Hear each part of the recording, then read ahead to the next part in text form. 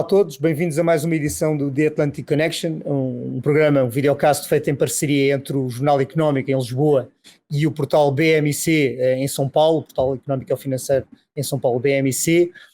Nós hoje temos um excelente tema que muito nos tem impactado aqui na nossa zona em Portugal, que é a subida das taxas de juros na zona euro. Connosco temos dois convidados, como sempre e como todos os programas, dos dois lados do Atlântico. Do lado de cá temos o Pedro Brinca, professor de macroeconomia da Nova SBE, Universidade aqui em Lisboa, e em São Paulo, neste caso em Fortaleza, temos o Igor Lucena, que é professor, economista e doutor em Relações Internacionais. Eu se calhar dava, antes de começarmos as primeiras perguntas, eu dava 1 minuto a cada um de vocês para se apresentarem e para dizerem exatamente quem é que representam, começando talvez pelo Pedro. Então, o meu nome é Pedro Brinca, como disseste, eu sou professor de macroeconomia na Nova. Vim para Portugal em 2015 e voltei a Portugal em 2015. Desde 2015 que estou na Nova, sou diretor de mestrado de Economia, responsável pela área também de especialização em gestão desportiva, mestrado de gestão, e faço formação de executivos e consultoria sempre na área de economia para gestores, avaliação de impacto setorial e coisas desse género. Muito bem. Igor. Olá, meu nome é Igor Lucena, eu sou economista e doutor em Relações Internacionais. Atualmente exerço o cargo de presidente do Conselho Regional de Economia da 8ª Região no Brasil. Muito bem. Eu se calhar começava exatamente o tema que nos trouxe cá, super importante, mega importante para nós, para as nossas economias e para o nosso crescimento. Pedro, como é que nós chegamos às taxas de juros que temos atualmente? Para o nosso público, não só em Portugal como também no Brasil, nos consiga pelo menos ter um enquadramento de como é que nós chegamos a esta situação, com subidas sucessivas das taxas de juros decididas pelo Banco Central Europeu. Nós chegamos aqui porque temos inflação, tão simples quanto isso. O Banco Central Europeu sobe as taxas de juros precisamente para retirar, não sejamos ingênuos, para retirar poder de compra a governos, famílias e empresas, para que, desta maneira, retirando esse poder de compra, haja menos pressão sobre preços e, havendo menos pressão sobre preços, menos procura de bens e serviços, tempera-se um bocadinho o mercado e a inflação baixa. Essa é a razão pela qual as taxas de juros têm subido de forma historicamente acelerada desde, no caso da Europa, junho de 2022, no caso do FED, já um bocado mais cedo, desde março de 2022. Por isso a pergunta deve ser como é que chegámos a este estado de inflação. Exato. E é engraçado porque em 2019, em outubro, a 12 de outubro de 2019...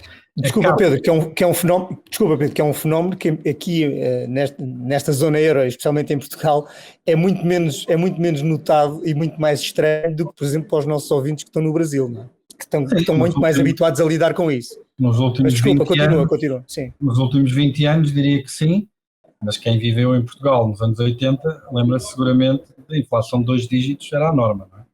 Mas sim, a inflação foi muito baixa, historicamente baixa durante toda a década de 2010. Podemos discutir o que é que isso terá acontecido. O que é certo é que em outubro, a 12 de outubro de 2019, o Economist fazia da sua capa a morte da inflação, um ponto de interrogação. No mesmo ano, a Bloomberg Business Week tinha na sua capa também a inflação estará morta, ponto de interrogação. Porque havia essa percepção de que, de facto, não havia inflação, a inflação estava abaixo, sistematicamente abaixo dos 2%, que era o objetivo dos bancos centrais na Europa, principalmente do BCE, e aquilo que nós vimos foi uma percepção generalizada de que, de facto, parecia que nada fazia a inflação acordar. Não é? Claro que uns meses depois, no caso da capa do The Economist, as coisas começaram, ou um ano depois, as coisas começaram a mudar de forma pronunciada no fim de 2020, princípio de 2021. E há várias razões para isto, não é? Para esta escalada da inflação. Bem, em primeiro lugar, é bom lembrar que a subida dos preços não, e começando agora pelo último dos fatores que lhe referir, começou com a guerra na Ucrânia. Okay? a inflação na Europa começou a subir no princípio de 2021. Fevereiro de 2021 começou a subir a inflação. E subiu porquê? Muito alimentada pelo aumento do preço da energia, por duas coisas. Uma tinha a ver com uma agenda bastante forte, ambiciosa, se calhar talvez irrealista, de descarbonização na Europa, que levou ao fecho de muitas centrais a carvão e a uma dependência cada vez maior de gás natural. E, por outro, com o fim das centrais nucleares na Alemanha, pela Merkel, muito influenciada, provavelmente, pelo acidente de Fukushima no Japão. Estes dois eventos aceleraram um pouco a agenda de descarbonização na Europa e começaram a levar a uma escalada nos preços da energia, que também teve como razão um aumento da procura de gás natural da Europa por via do fim do nuclear e das centrais, ou do desfazamento das centrais a carvão, mas foi um aumento de procura de gás natural para satisfazer a produção de eletricidade na Europa que não foi acompanhada por um aumento da produção pelo lado da Rússia. Okay? Isso é uma das razões, mas para além desta questão energética, que depois já de levar ao conflito na Ucrânia, desta vez não podem avisar, não se podem queixar dos economistas, porque todos os economistas, ou uma boa parte deles, avisavam que íamos ter inflação. Em primeiro lugar, porquê? Porque a crise do Covid foi uma crise sanitária, não foi uma crise económica. Nós em 2008 tivemos uma crise económica. Tivemos um setor financeiro sobredimensionado. Financeiro e económico, exatamente. Sobredimensionados. Houve, para a economia se reajustar e se reequilibrar, transferências de recursos, capital, trabalhadores, entre setores. Trabalhadores que saíram do setor financeiro, do setor de construção, tiveram que ser absorvidos por outras áreas da economia, o que levou a uma recuperação prolongada e muito destruidora, quer de emprego, quer de empresas. Em 2021, 2022, 2020, Covid, isso não aconteceu, era uma crise sanitária.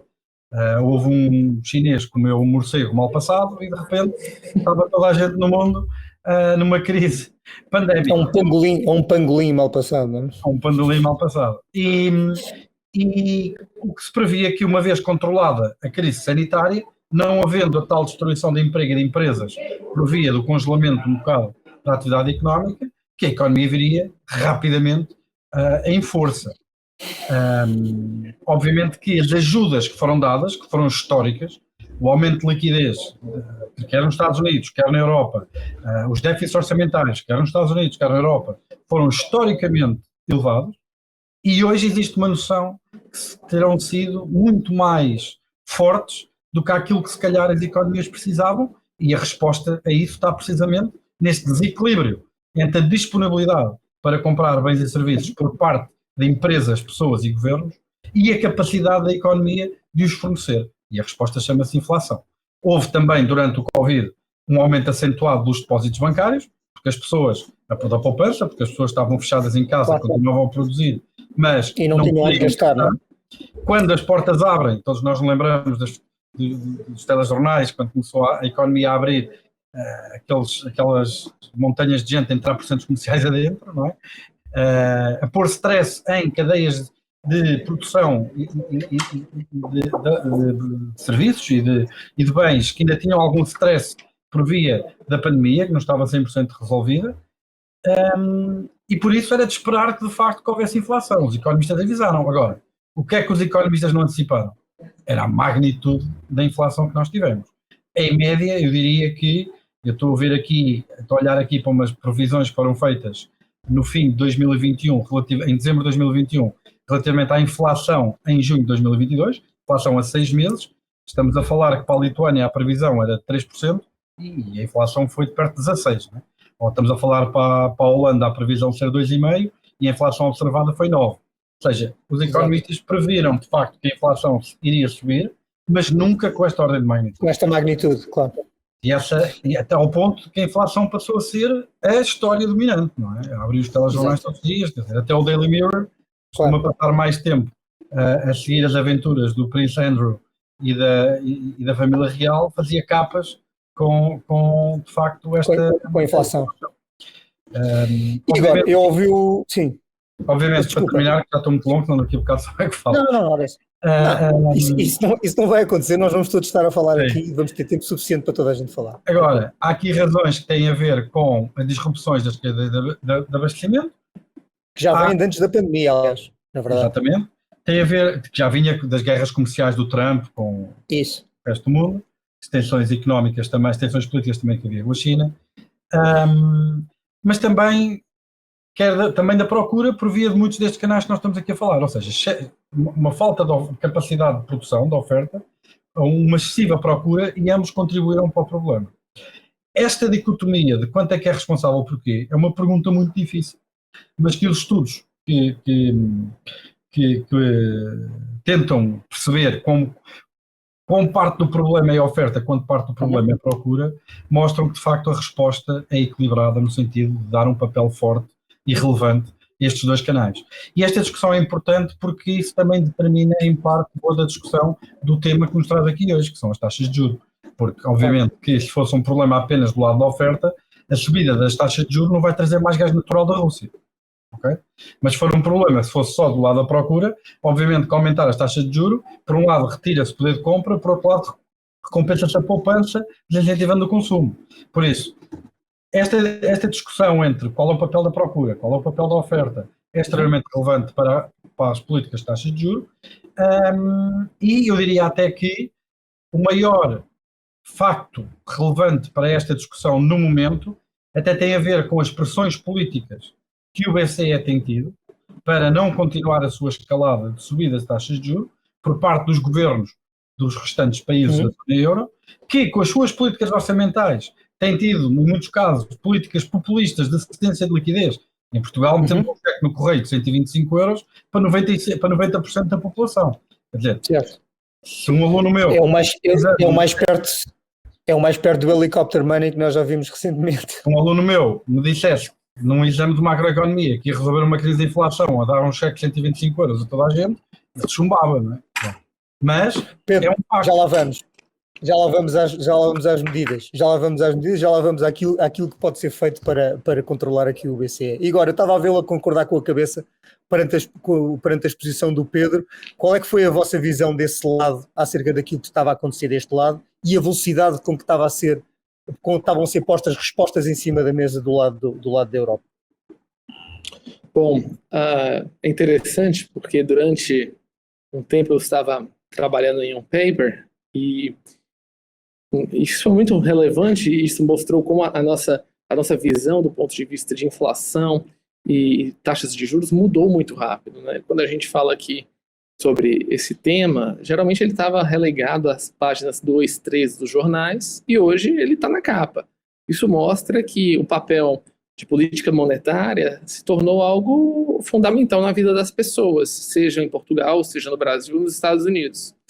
Acho que tanto na Europa quanto nos Estados Unidos, e concordo que esse fenômeno inflacionário ao ponto de ser uma notícia dominante estava longe de ser algo comum para essa geração, algo que provavelmente as décadas de 80, período pré-euro, foi algo que, de fato, apenas as pessoas mais velhas têm esse conhecimento. E isso tem uma similaridade com o Brasil, porque antes do Plano Real, e eu estou falando antes de 1994, nós tínhamos um costume grande de inflação, né? E o Brasil tinha uma característica de aprender a crescer com inflação. Então, mesmo com inflação, existiam todos uns esquemas que nós chamávamos de reindexadores e que o Brasil crescia com inflação e a situação ia levando, né, assim dizer, até que com a queda do Plano Real a gente conseguiu fazer esse controle inflacionário e aí eu concordo do ponto de vista prático que um ponto de inflexão foi a pandemia, né? Foi um choque externo, não era visto por nenhuma economia como isso, e aqui mesmo no Brasil a gente chegou a ter uma taxa de juros de por volta de 2%, que é extremamente baixo para padrões de países da América Latina. Aqui um padrão aceitável é algo por volta de 6%. Então foi um cenário onde taxas de juros estavam baixas, empresas investiram muito em setores digitais, o governo teve gastos de quase 250, 300 bilhões de euros no Brasil com esquemas de apoio, né? Então, foi um sistema muito forte. E isso, obviamente, eu concordo que teve um desequilíbrio de balança de oferta e demanda em basicamente todos os setores. Na minha visão, isso estava muito óbvio de que esse aquecimento demais da demanda iria, eventualmente, voltar com algum período de inflação. E essa, durante a pandemia, era o grande questionamento. Será que a gente não vai ter mais inflação? E eu dizia, olha, não é bem assim, né? A inflação vai chegar, a gente não sabe o quanto, né? Então, no nosso caso, do outro lado do Atlântico, tem um agravante, que a inflação veio acompanhada da guerra na Ucrânia, da disrupção de cadeias produtivas. Então, você teve dois efeitos, né? O efeito interno, o efeito externo. E eu digo que sempre tem um efeito que é relegado às economias emergentes. Como nós não temos moedas extremamente fortes, o impacto das taxas de juros no BCE, ou no Fed, ou no Bank of England e no BOJ, eles impactam a entrada de dólares e euros aqui no nosso país. Então, quando a gente tem desvalorizações grandes de moeda, você tem um impacto na inflação interna. Então, o Brasil, ele sofre hoje de três maneiras. Ele tem uma grande inflação de demanda, causada pelo pós-pandemia, a diferença de oferta e demanda clássica. A gente tem a crise na Ucrânia, que impacta fortemente, principalmente por o Brasil ser um país extremamente forte do ponto de vista de exportação agrícola. E nós temos o efeito do resto do mundo. Quando os bancos centrais decidem suas taxas de juros, eles impactam o nosso câmbio, e isso impacta os nossos preços internos. Então, esses três pontos, no meu ponto de vista, são pontos que estão fundamentalmente ligados a como está a questão macroeconômica brasileira. Então, há similaridades com o que acontece em Portugal e há, obviamente, efeitos locais, que é onde a gente está analisando basicamente no dia a dia. Mas um ponto de vista é claro, a visão econômica não é muito mais igual ao que tínhamos no passado, porque a questão da segurança e dos custos, eles estão em primeiro lugar. A eficiência clássica macroeconômica, de menores custos, produção global, isso mudou, isso não está mais na agenda. A agenda agora está a defesa militar, cibernética e a tentativa de recompor cadeias produtivas, e é isso que está levando uma questão de divergências macroeconômicas. Uhum. Pedro, voltando àquele teu pensamento sobre as medidas que estavam em cima do terreno, e eu até acrescentava aqui uma nova nota para te perguntar o seguinte: a forma como as entidades europeias, neste caso o BCE também, estão a lidar com esta questão, e como os governos nacionais estão a lidar com isto, põe um pouco o fim àquele velho tema de que a Europa é lenta a reagir, é lenta a agir sobre os problemas, ou pelo contrário, reforça essa ideia de que nós continuamos a ser lentos a lidar com os nossos problemas? Essa foi uma das acusações fortes que foi feita ao BCE, não é? Porque começou a escalada... Sempre, historicamente, não é? Historicamente, lento. A escalada de juro, da subida das taxas de juros, muito mais tarde do que a sua congênere norte-americana. Eu não sei até que ponto é que é justa essa crítica, porque apesar da subida das taxas de juros ter sido mais tarde, também é verdade que na altura, porque isto jogar a bola à segunda-feira é fácil, a jogar ao totobola à segunda-feira é fácil, não é? Depois de ver os resultados. Eu não sei se em março de 2022, com a informação que existia, a decisão do BCE de apenas começar a subir as taxas de juros mais tarde terá sido assim tão errada, com a informação que se tinha na altura. Eu digo isto porque na altura havia uma percepção de que a crise de inflação, pelo lado da procura, não é? Que é principalmente esse canal que as taxas de juros tenta anular, era muito mais gravoso nos Estados Unidos, que tinham tido uma resposta orçamental e monetária à crise muitíssimo mais importante do que aquilo que foi feito na Europa, e como tal não havia um problema de inflação tão grande. Mas isto era em março, não é? E depois sabemos o que aconteceu em março, justamente o começo da guerra na Ucrânia. Eu acho que o começo da guerra na Ucrânia terá sido um dos fatores que terá provocado, talvez, esta injustiça de agora estarmos a julgar o BCE por uma subida tardia das taxas de juros. Eu não sei qual teria sido o caminho da inflação na Europa se, de facto, o conflito na Ucrânia não tivesse acontecido. Se, de facto, não teriam sido muito mais elevadas a subida dos preços nos Estados Unidos que na Europa, e por via disso, justificada a decisão do BCE ter uma subida da taxa de juros mais moderada.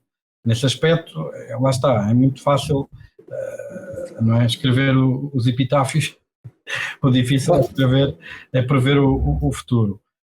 Agora, é um facto que a grande conquista do Ocidente relativamente às taxas, à inflação, à conquista da inflação, a termos de inflações baixas, foi a emergência do paradigma dos bancos centrais independentes do poder político, sobretudo após a década de 80, não é? Começou com o Paul Volcker nos Estados Unidos, que conseguiu, de facto, através de uma mão de ferro no Fed, combater a estagflação que se havia instalado, ou pelo menos a parte da inflação que se tinha instalado durante a década de 70 nos Estados Unidos, e conseguiu precisamente à custa dessa independência, não é? E foi de facto esta ideia da independência dos bancos centrais que depois se espalhou pelo resto do Ocidente e que levou de facto a que as taxas de juros depois pudessem ser mais baixas, porque a inflação também passou a ser muito mais baixa em todos esses países, não é?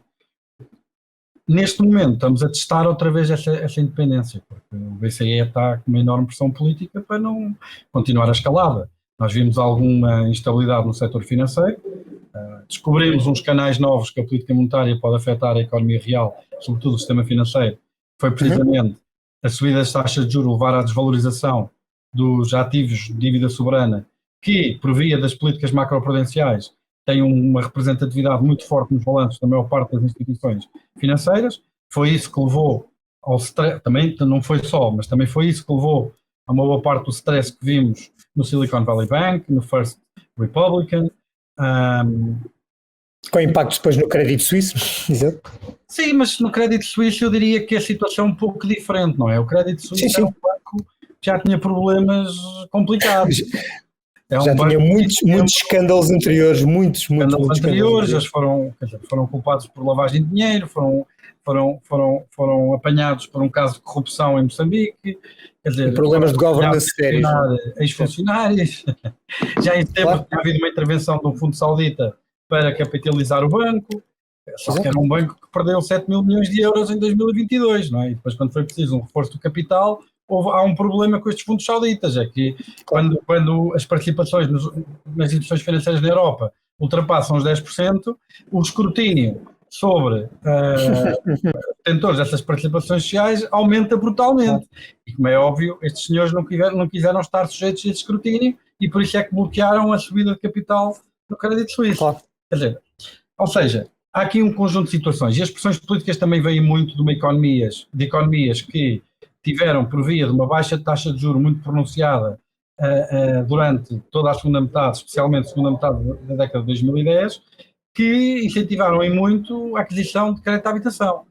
No resto da Europa, a taxa de juros fixa é o produto dominante, mas, por exemplo, em Portugal não é o caso. 92% do crédito à habitação é crédito a taxa variável e, por via disso, com a subida das taxas de juros, tivemos um aumento brutal de cargos com a habitação e, obviamente, que a pressão política para ajudas orçamentais cresceu na mesma proporção, não é? Não que elas tenham sido concedidas, porque no caso do crédito à habitação, Portugal foi dos países também mais conservadores no apoio ao setor, mas não obstante continua a haver essa pressão, não é? Os custos de financiamento das empresas obviamente também aumentam, quer dizer, tudo isto leva a uma pressão muito grande sobre o BCE, e esta acho que é uma altura histórica, eu até diria, em que é testada precisamente essa capacidade a maturidade política das instituições na Europa que permitem ao governador do Banco Central tomar as decisões para as quais tem um mandato, neste caso, no caso da Europa, ou no caso do Banco Central Europeu, é um mandato hierárquico.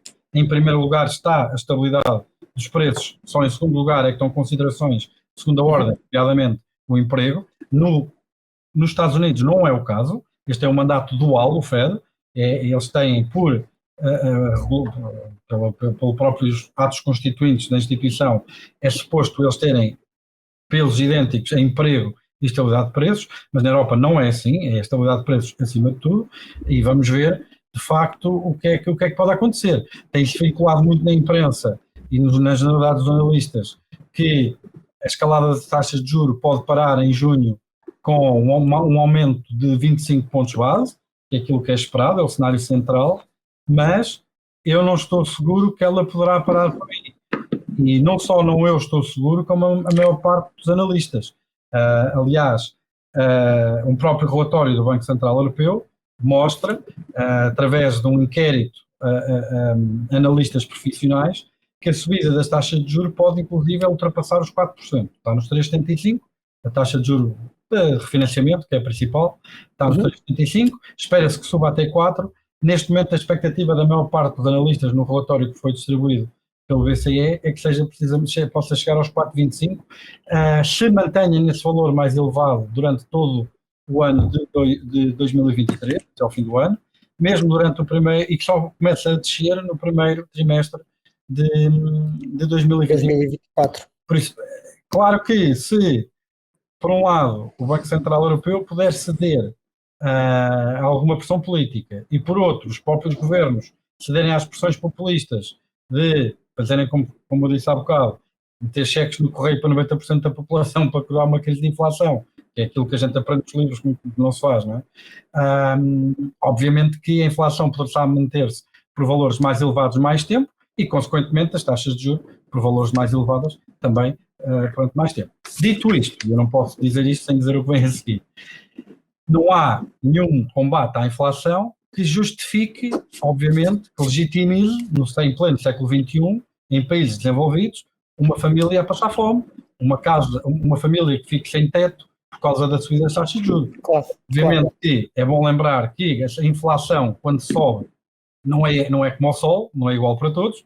A inflação é uma média, a taxa oficial de inflação é uma média, em que as pessoas que mais ganham estão sobre-representadas, porque são elas que representam a maior parte do consumo. Há uma desigualdade muito grande nos efeitos da inflação.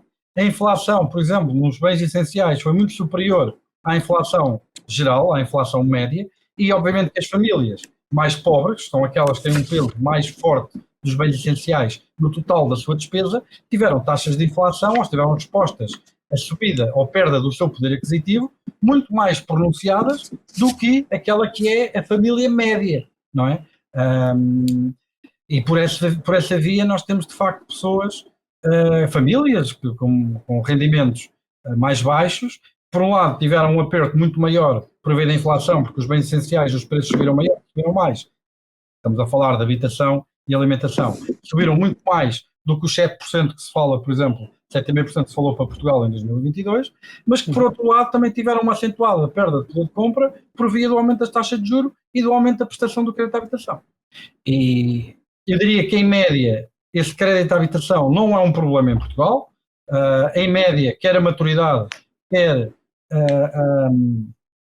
os montantes em dívida não são de um valor que possamos dizer, em média, podemos ter aqui um caso grave de incumprimento no curto e médio prazo, mas o problema está nas causas. Nós temos, seguramente, 20 a 30 mil famílias em Portugal que já tinham taxas de esforço perto dos 30% antes da pandemia, porque tinham feito empréstimos há pouco tempo, e a habitação subiu muito em Portugal, e então, para poder comprar essa habitação, meteram o prazo máximo, montante de endividamento máximo que podiam, mas que de repente viram essa taxa de juros subir de valores na casa dos meio ponto percentual, já com spread, Euribor a 6 meses com spread de 1% a 0,5%, neste momento estão com taxas de 4 e tal. Okay? Isto significa, por exemplo, uma família que gastasse no empréstimo de 300 mil euros, pagasse todos os meses 900 euros de prestação, significa que, passado um ano, já está a pagar 1.500 euros de prestação pelos mesmos 300 mil euros que podia emprestado há um ano atrás, porque agora a Euribor a 6 meses, com mais 1% de spread, já está nos 4 e tal por cento, não é? É disto que estamos a falar. Exatamente. E Igor, já agora há uma outra questão também. Como é que os governos querem lidar também com isto? Vimos esta visão do Pedro Brinca sobre isto, sobre esta pressão sobre o BCE. Há um outro efeito. Os governos também não quererão que a inflação baixe completamente, porque isto está a ter um efeito ótimo a reduzir aquela dívida que eles têm, não é? Exatamente. Existem dois pontos, eu acho que é interessante a gente fazer essa análise, e eu acho que o programa é muito positivo nisso, de analisar problemas iguais, situações muitas vezes diferentes, né? Então, se fazendo um paralelo com Portugal e o Brasil, o crédito à habitação no Brasil é majoritariamente constituído por taxas fixas, isso por causa de um histórico muito recente de inflação. Então, apesar de nós atingido hoje taxas de juros no Brasil a 13,75, que não é a máxima histórica, mas é uma alta muito grande. Isso não impactou o atual estoque de pagamentos. Então, as famílias, sim, estão endividadas, como em Portugal, mas as prestações não alteraram-se. Por outro lado, as novas contratações estão baixíssimas, porque como as taxas são fixas, ninguém vai querer tomar crédito a 13,75, e a grande maioria da população acredita que taxas variáveis é um risco muito grande pela instabilidade no Brasil. Então, isso é um fator importantíssimo dessa análise de dívida pública. Por outro lado, o modelo de negócios, eu acho que aí quando a gente falou da banca de uma maneira geral, e a gente fala Silicon Valley Bank, a gente pode estar falando do setor bancário em Portugal, no Brasil, nenhum setor bancário estava preparado para essas mudanças radicais em taxas de juros. O modelo de negócio deles, o modelo de captação, o modelo de empréstimo não baseava-se nisso. As taxas altas de juros propiciaram diminuição de depósitos que não remuneravam quase nada, custos mais altos nas suas operações, um aumento da inadimplência. Então, essa situação agora vai fazer toda a banca, de uma maneira internacional, repensar o seu modelo de negócio, como alterar taxas de juros. Por outro lado, aqui no Brasil, a gente tem, por exemplo, o petróleo, com uma grande empresa como a Petrobras, que basicamente dita preços, impacta fundamentalmente na nossa inflação. Então, quando você faz a paridade de preços internacionais, que é o nosso caso, até então recente, isso teve um impacto muito grande. Então, na prática, os governos têm problemas diferentes e o que é mais complexo é que as soluções parecem ser iguais. E aí eu começo respondendo sua pergunta, porque a pressão sobre bancos centrais independentes, o nosso Banco Central no Brasil está independente para aproximadamente 2 anos, né? É uma conquista, eu digo que é uma conquista civilizatória do Brasil, e está sendo atacado pelo chefe do executivo, da mesma maneira que os líderes na Europa atacam o BCE, da mesma maneira que os empresários estão atacando o Federal Reserve. E a gente entende a crítica, a gente entende o ponto de vista da produção, a gente entende o ponto de vista do emprego, mas o remédio é esse: retirar independências do Banco Central e tentar colocá-los por volta de uma ingerência política. Nós passamos 100 anos, 200 anos com isso. A gente sabe que o resultado no longo prazo é muito pior para a população do que o resultado agora. Então, apesar de problemas distintos, os políticos da Europa e da América têm infelizmente, as mesmas soluções, que são muito negativas, né? E da mesma maneira, a questão de inflação, né?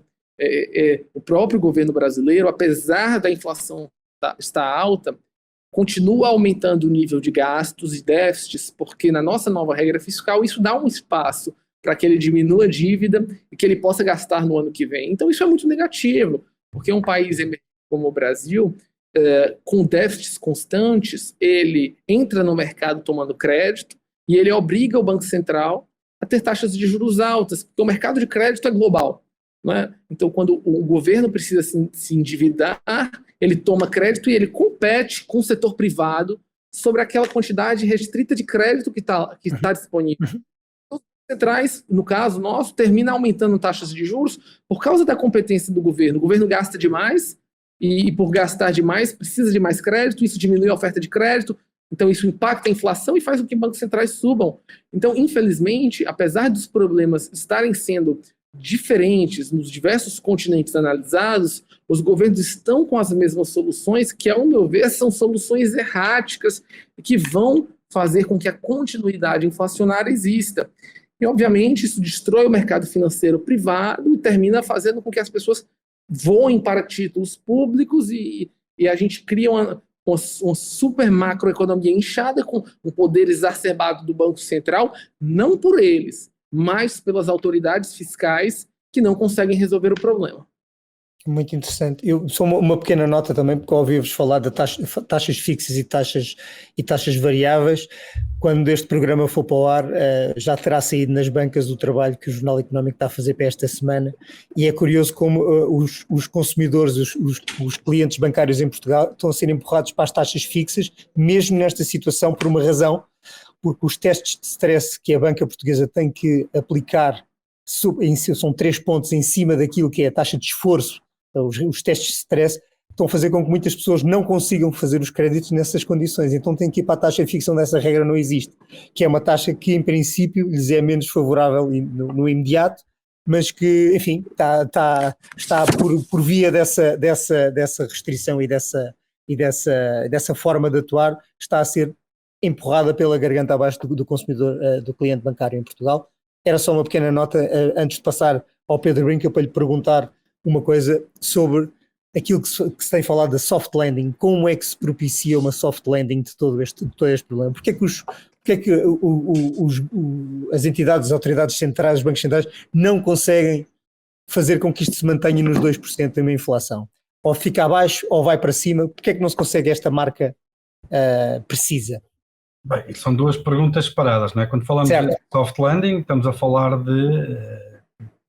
há uma regularidade empírica que é: não há crise inflacionista que uma boa recessão não resolva. Okay? É verdade. Então, ou seja, por isso é que o objetivo, obviamente, era resolver o problema da inflação sem que a subida da taxa de juros leve as economias a entrar em recessão. E isso está a ser conseguido. Vamos lá ver. É oficial hoje que a Alemanha entrou em recessão. É verdade. Porquê? Porque teve 2 trimestres consecutivos de crescimento negativo. Mas quer dizer, estamos a gravar na quinta-feira, para quem não está a ouvir. Mas foi menos 0,5 e menos 0,2, quer dizer, não é propriamente uma descida de 2 ou 3 pontos percentuais, não é? Quer dizer, verdade. Ou seja, estamos a falar só da Alemanha. Portugal, no outro extremo, teve um crescimento no primeiro trimestre de 2,6%. Foi mais do dobro da previsão das generalidades de analistas. Eu até acho, é da minha opinião, que uma das razões pelas quais a inflação tem sido mais persistente tem sido pelo facto de que o crescimento está a ser muito mais robusto daquilo que estávamos à espera. Eu confesso que o meu otimismo tem sido, um bocadinho pouco justificado pelos factos durante algum tempo, mas há algumas coisas que eu já vinha a dizer há algum tempo. Por exemplo, toda a adoção de tecnologia digital que aconteceu, de digitalização, de tecnologias de comunicação, etc., foi um aumento brutal. Existe um mundo antes pandemia e um mundo pós-pandemia em termos de capacidade de colaboração, não é?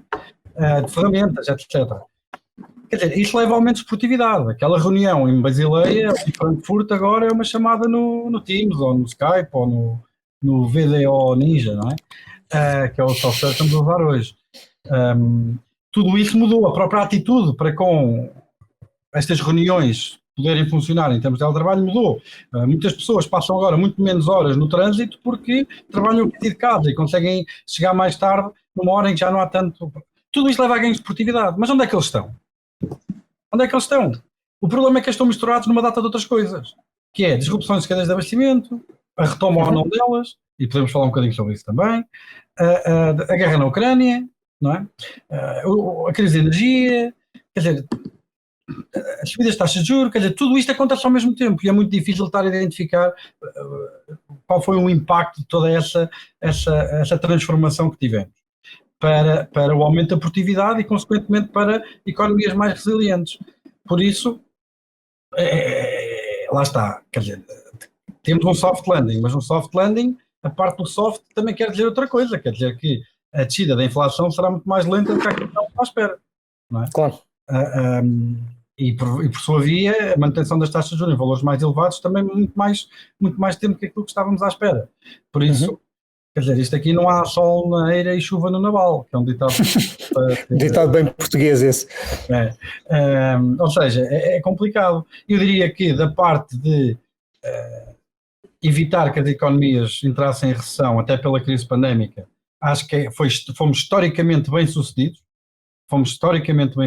Obviamente que tivemos quebras brutais durante a pandemia. O PIB português contraiu 16% num trimestre, em 2021, não é? Mas obviamente que, quer dizer, uma vez ultrapassada a parte sanitária, o facto de não ter havido destruição de emprego ou de empresas foi uma vitória brutal de um ativismo institucional que se construiu após a crise da dívida soberana de 2011 e a crise 2008, se nós tivéssemos tido o Covid em 2008, podem ter a certeza que tinha havido destruição de emprego de empresas, porque nunca na vida tinha havido um intervencionismo em volume tão acentuado como houve durante a pandemia. Estamos a falar de aumentos brutais da massa monetária e déficits historicamente elevados, que depois também acabaram por ter este efeito de inflação por outra razão que não havia em 2011 ou 2008, que é, quando essas intervenções tomaram lugar em 2008 e em 2011, foi para resolver o quê? Um problema do sistema financeiro, estava fortemente descapitalizado. Por isso, toda a massa monetária acabou onde? Nos balanços dos bancos. Tinham que agora satisfazer rácios de liquidez muito mais exigentes. Não acabaram em Main Street a comprar cebolas, tomates e filetes de pescada. Desta vez não foi isso que aconteceu. Desta vez onde é que foram parar essas massas monetárias todas? Às pessoas. Depois as meteram na economia assim que a economia abriu. E a economia não tinha condições de acompanhar esse excesso.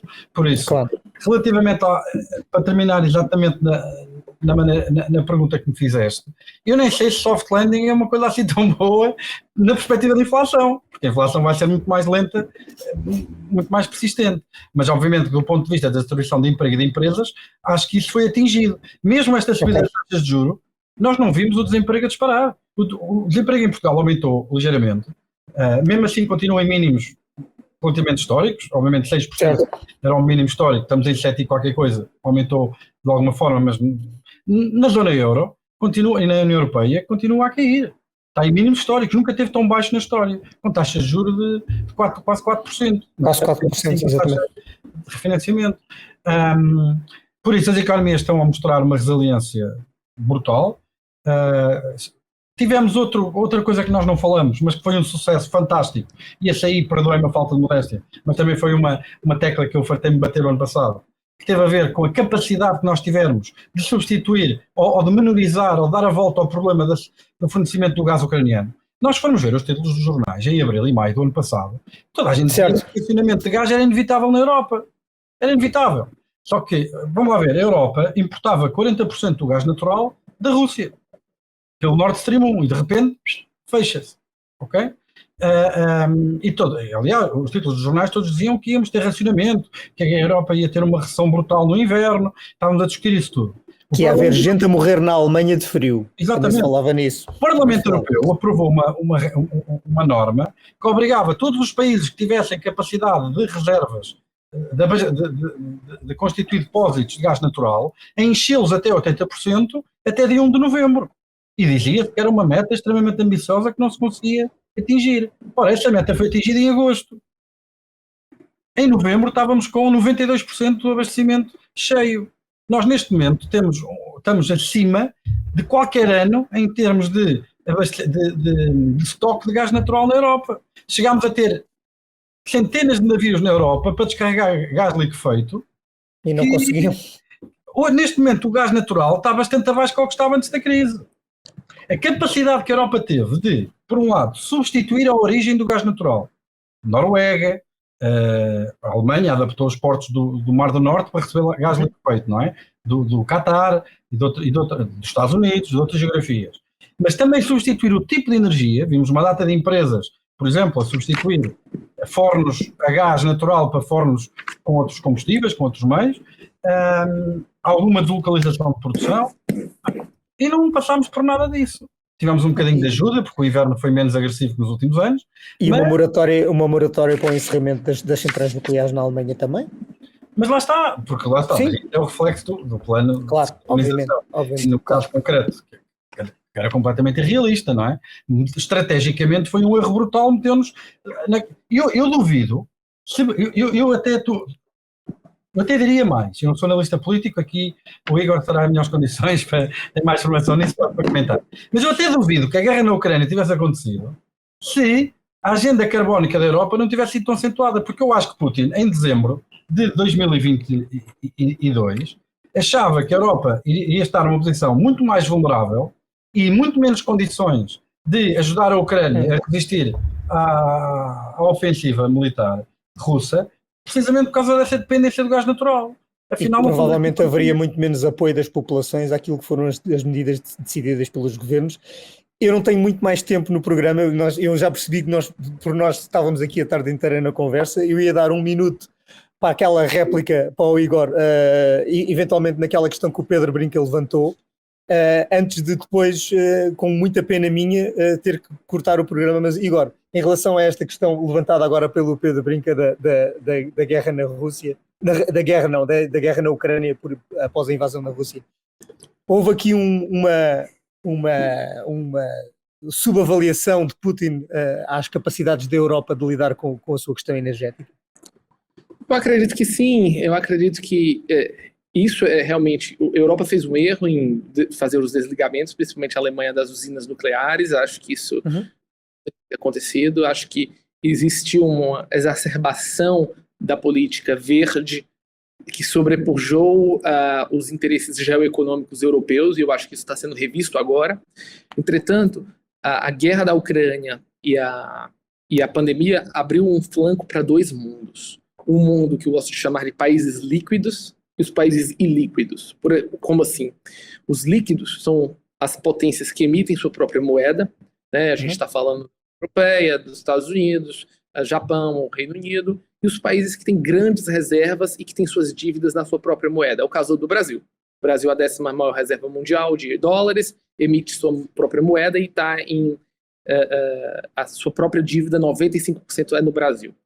Esses países conseguem ser resilientes em políticas monetárias temporárias e conseguem retomar sua economia muito mais rápido do que aqueles que recebem esses choques externos e que não têm essas capacidades, nenhuma delas. Então, acho que o mundo ficou dividido depois desses 2 eventos e a capacidade de recuperação deles é extremamente ligada a essa capacidade monetária. E eu acho que é isso que a gente está assistindo hoje, um rebalanceamento mundial de oferta e demanda baseado em novas capacidades de países, sejam na América, seja na Europa ou em África. E acredito que a Europa está no meu ponto de vista, está se remoldando, não só no pós-Trump, com uma nova política de defesa, mas uma nova política energética que é necessária. Muito bem, meus senhores, muito obrigado. Foi uma excelente conversa, foi um excelente debate, um diálogo que nós tivemos aqui. Mais uma vez, Pedro Brinca e Igor Lucena, muito obrigado aos dois. Obrigado. E eu recordo também a quem nos está a ouvir, que o nosso programa vai estar disponível nas redes sociais, no canal de YouTube e nas plataformas da BMC e também do Jornal Económico, a partir de sexta-feira à tarde. A todos, muito obrigado e até uma próxima edição do nosso Atlantic Connection. Como sempre, com os temas que marcam a economia, a finança e a política, deste lado e do outro lado do Atlântico também. Mais uma vez, muito obrigado a todos. Um abraço.